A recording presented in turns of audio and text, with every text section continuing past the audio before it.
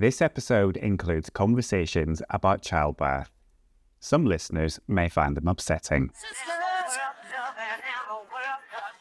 In this episode today, we ask ourselves, motherhood, is it rewarding? And I am interviewing Emily Whalley. Now, Emily is a sleep and feeding coach. She helps parents who have just given birth to newborn babies and infants, and they're struggling with their eating and their feeding habits. And Emily runs a practice called Fox and the Moon, which is extremely helpful to all you new parents. Is motherhood rewarding? Let's find out. As a little girl, ask any kind of close member of my family, I was the most maternal little girl, like wanted to take care of family friends' babies and, cousins' babies. And I wasn't into kind of Barbies and Polly Pockets. It was all about the baby dolls, and I'd breastfeed them. And I thought I was born to be a mum. The journey that I had in becoming a mum and then being a mum was a lot tougher than I expected, and my journey was probably a little bit, it was different. So then talk me through what happened to you. Fell pregnant very quickly after deciding to try for a baby with Arthur. Arthur's my child, and in hindsight, looking back at that time, I very much hyper-focused on the pregnancy and what I could do to have some control over my life and my body. And I read, everything there was to read about pregnancy and birth. And I knew that I wanted to breastfeed, and I knew that what birth I wanted. And there was no question about that going wrong. It wasn't going to go wrong. And that was it. I've done a hypnobirthing class. I know how to advocate for myself. And I won't be induced, and I won't end up with any kind of traumatic delivery. I got to 42 weeks pregnant with Arthur. I had SPD, which is where your pelvis separates slightly due to the relaxin hormone that we all produce when we're pregnant, that enables our muscles and joints to relax. So I was in a hell of a lot of pain.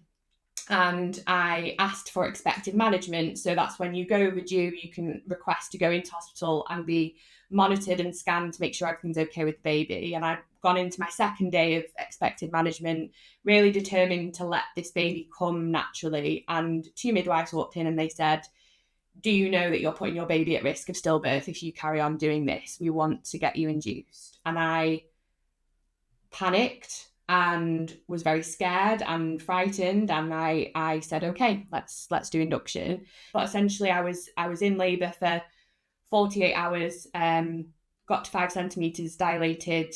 Arthur was in distress. I was rushed for an emergency cesarean section. The birth itself was very traumatic, and because of how anxious I was, it was then 5 nights in hospital for observations where I didn't sleep at all, and was really struggling to feed him. And I actually went on to develop postnatal psychosis from sleep deprivation. I just kind of felt like this is all I ever wanted. And I almost felt like I was doing this to myself, and my brain was punishing me for kind of having this experience. There was elements of depression, but mostly with Arthur, for the first 2-3 years at least, it was intense anxiety that manifested in quite a few different behaviors, I guess, in me trying to control that. But it was anxiety. And I remember saying, like, I wasn't expected to feel this amount of love, and I don't know what to do with that. And I think for a lot of women, that love, that overwhelming feeling, can manifest in anxiety and these intrusive thoughts. And again, I say intrusive thoughts like it's, a flippant comment. And if women, if mums, new mums especially, understood how common and how normal it is to have those intrusive thoughts about the caring of your baby. And it's things like, oh my God, what would happen if I fell down the stairs now while you're carrying them? Or what would happen if I just turned the wheel now? Or what would happen if I walked over this bridge with the pram and it broke? Or, they're very, very normal thoughts to be having. And obviously if they're affecting your everyday life and they're happening every minute of every day, that's not okay. It was just a very very traumatic time. I remember vividly standing at my bedroom window and looking, I mean, I hope they didn't see me, but I'm looking across to my neighbours, and they were sat eating a meal, this couple were sat eating a meal, and I just thought to myself, I'm never going to be able to do that again. I'm never going to be able to sit and eat a meal. Yeah, how did you overcome that to then go, right, I'm ready to have number two now, because you've been through all of these experiences? Do you, in your mind, was it, oh, okay, now I feel like I've kind of worked this out. Number two is going to be okay because I've gone through all of this and it can't get any worse? There was definitely elements of that. I never wanted to stop at one child. I always wanted two children. But for a long time, I thought, well, that's not. I can't do that. I can't do that to myself, and I can't do that to my my son, my toddler, or the family around me. I kind of thought, nothing will be as bad as that. I know a lot more now. It's going to be fine, but I will self-refer to antenatal psychiatry. I'll be under their team. I'll do everything that I can to prevent any of those feelings happening again and gain some control. So before my second son was even conceived, I knew that I wanted to have a planned C-section this time. I didn't want any chance of anything going wrong. I just wanted a planned C-section. And my team and my perinatal psychiatric team, my midwifery team, when I fell pregnant with Henry, were unbelievable in kind of putting those things in place for me. I was very calm when pregnant with Henry. I felt in control. It was a apart from terrible sickness, it was a great pregnancy. Until and then what happened? Yeah. So I started to have what I thought were Braxton Hicks contractions, which is where your kind of uterus will tighten, and they call them kind of ineffective contractions or practice contractions, but they feel very, very similar to early labour. And I remember being about 28 weeks pregnant, and I was walking around Aldi, I think, and I had one of these contractions that made me have to stop pushing the shopping trolley and kind of bend over and breathe. And I thought, I don't know if that's quite normal. And I kind of put it to the back of my head and thought, I'm 28 weeks pregnant. Everybody and their dog has told me that because Arthur came at 42 weeks, this baby will be the same. It's not going to happen any earlier. And the pattern of having babies later term in pregnancy, or kind of overdue, if you will, the general pattern is that you do then carry, later on with your second or any consequential pregnancies. I realised that I'd lost my mucus plug. I panicked because I knew what that was, and for anybody that doesn't know, that's kind of a plug of mucus that stops your cervix from dilating, and it tends to happen just before you go into labour. So I went to my local maternity unit and was triaged, and they said, yeah, that definitely looks like that's what's going to happen, but it can regrow, and you're not in any we've monitored you, you're not in any signs of labour. But I was thinking, I don't really think that that's quite right. My body doesn't feel quite right. And I didn't have that experience of going into labour with Arthur. So this was all new to me. In the early hours, 2 nights later, I woke up and my waters had gone. And I was about 30 weeks pregnant. I was just sat on the toilet thinking, this is not happening. This isn't happening.